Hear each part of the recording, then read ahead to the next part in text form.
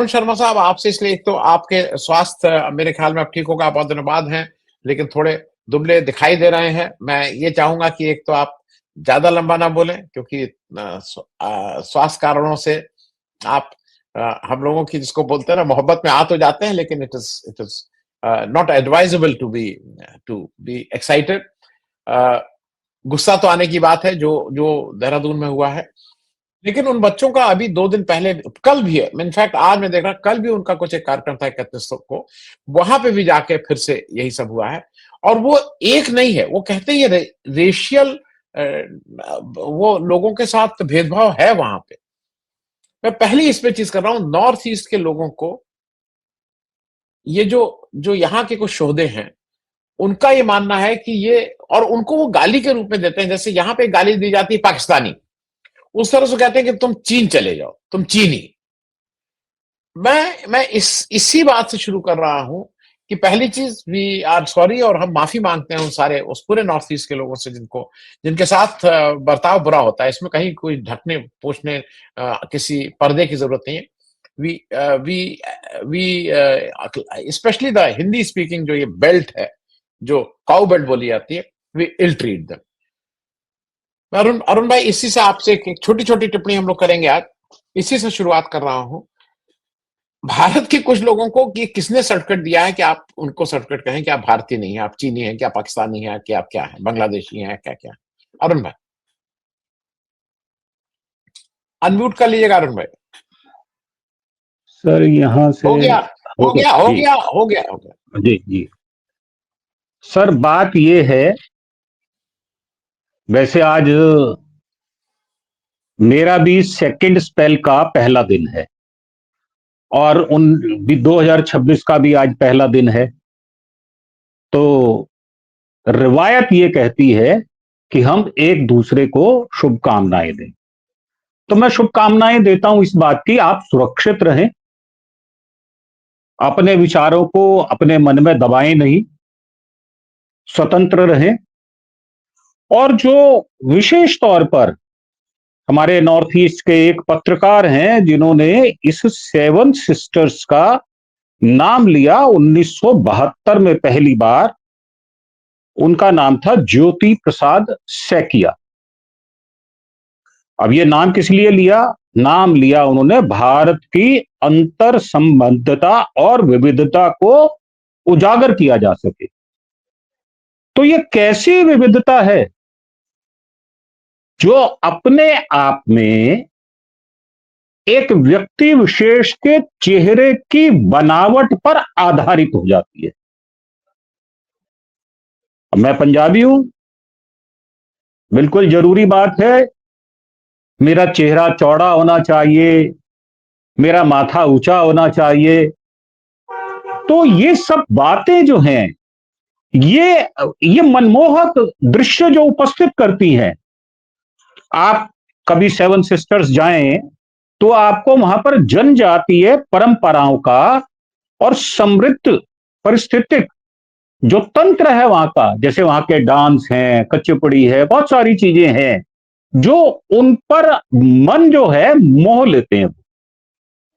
अब हम एक शक्ल विशेष के कारण किसी की परिणति कर देते हैं हत्या तक की, जिसको हम जघन्य अपराध कहते हैं।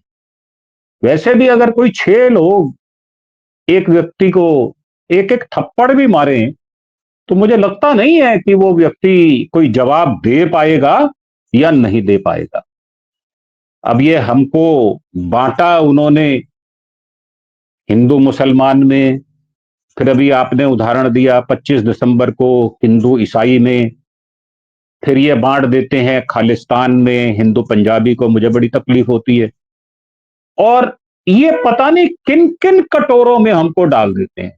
वो कटोरे बड़े स्वच्छ हैं, बड़े रंगदार हैं, बड़ी विविधता लिए हुए हैं, परंतु ये उनको मैला और कुचैला करने का जो कुत्सित प्रयास करते हैं, सबसे पहले मैं उसकी भर्त्सना करता हूं और पुरजोर शब्दों में करता हूं। अब क्योंकि मेडिकल एडवाइस है कि मुझे एक्साइट नहीं होना, तो बिना किसी एक्साइटमेंट के मैं ये कहता हूं कि वो जो चकमा बेटा जो चला गया, वो शायद मेरा भी हो सकता था, क्योंकि अगर मैं नॉर्थ ईस्ट जाऊं या अपने बच्चे को भेज दूं तो बिल्कुल अलग दिखाई देगा, वो उनके जैसा नहीं दिखाई देगा, और वो आइडेंटिफाइड होगा कि ये नॉर्थ ईस्ट का कोई बच्चा आया है। तो अब जिम्मेदारी क्या है? जिम्मेदारी ये है कि उनका बेटा यहां पर आया पढ़ने के लिए, तो हम उसकी अच्छे से देखभाल कर पाते, ऐसा हमें अपने मन ही मन में आश्वासन दे देना चाहिए था। परंतु हमने दिया क्या? दिया 17 दिन की मौत का संघर्ष दे दिया उनके हाथ में। हर पल ये लगता था कि बच जाएगा, बच जाएगा, क्योंकि मैं मौत को अभी गच्चा देकर मैं भी बाहर आया हूं, तो मुझे पता है कि परिवार का हाल क्या होता है। वो 17 दिन कैसे बिताए होंगे, पल पल उसके परिवार के लोग मरे होंगे, पल पल उनको ये लगता होगा कहीं ये बच्चा हमारे हाथ से छिटक ना जाए, और वो आखिरकार छिटक गया। तो सबसे पहले तो हमें अपने आप को लानत भेजनी चाहिए, जो कि जरूरी भी है, और ये सार्वजनिक जीवन में अगर हम हैं तो यह आवश्यक भी है। अब क्योंकि हमारा पाला है ऐसे लोगों से पड़ गया है जो सज्जन तो बिल्कुल नहीं है, हाँ दुर्जन आप कह सकते हैं, क्योंकि जब हमारी बहनों का जो सिंदूर की निशानी होती है उस पर बात आ जाती है, और उसको विजय जुलूस के रूप में निकाला जाता है, और ये कह दिया जाता है कि मेरी तो नसों में बहता है। तो आपकी नसों में क्या उस बच्चे के लिए खून दौड़ा या नहीं दौड़ा? और एक सबसे बड़ी जिसकी मुझे शिकायत है वो ये, कहीं भी कोई हादसा हो जाए, जैसे बिहार में अभी एक झूला गिर गया साहब, आज उसका उद्घाटन था, लाखों करोड़ों रुपए का, अरबों रुपए का नुकसान हो गया। अब उस पर कोई स्टेटमेंट ना देना, चुप्पी लगा जाना, ये कहां से न्याय संगत है? और वो बच्चे के परिवार वाले न्याय मांग रहे हैं, तो न्याय इनसे होता नहीं है। ये न्याय किसको देते हैं? प्रज्ञा ठाकुर को, यूपी की उस साध्वी को, जो राम के साथ पता नहीं कौन सा शब्द पहले लगा देती है, और 2002 के दंगों का दोषी। अगर उससे हम उम्मीद करें कि वो बढ़िया काम करके दिखाएगा, अभी बंगाल में क्या कर रहे हैं, तो लपो लबाब ये है कि आनंद सर इनको फर्क नहीं पड़ता, कोई मर जाए या लुट जाए या कहीं कोई उसको बर्बादी का आसार देखना पड़े, इनकी सेहत पर कोई असर नहीं पड़ता, क्योंकि हृदय विहीन है, क्योंकि हम हृदय सहित हैं, इसीलिए हमको हार्ट अटैक भी आया। यह उदाहरण है, उसी को आता है जिसके पास हृदय होता है, और जिसके पास हृदय नहीं होता उसको तो कुछ भी नहीं आता, ना कुछ आता ना कुछ जाता, ना तो उनके पास कुछ आया और उनका गया भी कुछ नहीं। गया उस परिवार का 25 वर्षीय वो नौजवान जो पढ़ाई में एमबीए कर रहा था। अब इसकी क्षतिपूर्ति तो हो नहीं सकती, कैसे ही शब्द बोल लो आप, उसके पिता को पीठ पे हाथ रख के अगर हम दिलासा देंगे तो हमारे खुद के ही आंसू निकल आएंगे।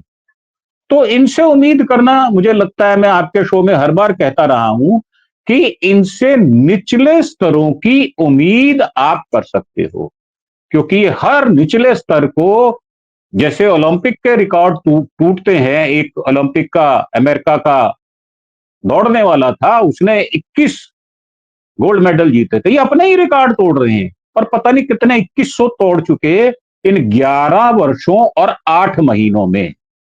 तो ये तो इनसे उम्मीद करना कि ये विविधता में एकता को तारीफ करेंगे, या इनकी निगाह में सारे सातों रंग या सारी 7 सिस्टर्स एक जैसी हैं, वो हमारी बहनें हैं, मुझे लगता है वो बेमानी है।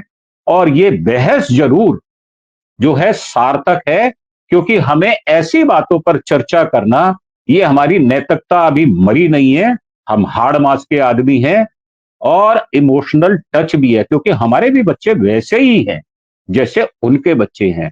तो मेरा मानना यह है कि मैं इसकी पुरजोर भर्त्सना भी करता हूं और यह मांग करता हूं कि उसके परिवार वालों को जो वो आने वाले 1 साल में कमाना शुरू करता, तो कुछ ऐसी आर्थिक सहायता और कुछ सांत्वना पर्सनली तौर पर जाकर दी जाए, जिससे उस परिवार को ही नहीं, हम जैसे लोगों को भी थोड़ा धीरज बंधे और हम साहस से अपनी बात को आगे भी कह सकें। जी।